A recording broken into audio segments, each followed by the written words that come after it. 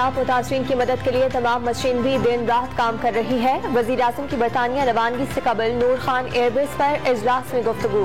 समरकंद में मुख्तलिफ ममालिक के सरबराहान से मुलाकात का अहवाल भी बता दिया। बहाली के कामों में दोस्त ममालिक की मदद का इजहार तशक्कुर। हुकूमत इंतखाबात की तरफ ना बढ़ी तो अगले हफ्ते फाइनल कॉल दे दी जाएगी। तहरीक इंसाफ की क़यादत ने कारकुनान को इंतजार की हिदायत कर दी।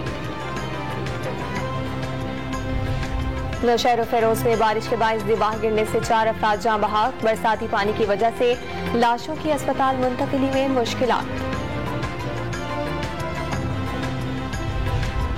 मर्दान में मिल्स बाईपास रोड पर कार और डंपर में तसादुम से 2 खवातीन समेत 4 अफराद जाँ बहक। मरने वाले तमाम अफराद का ताल्लुक एक ही खानदान से था।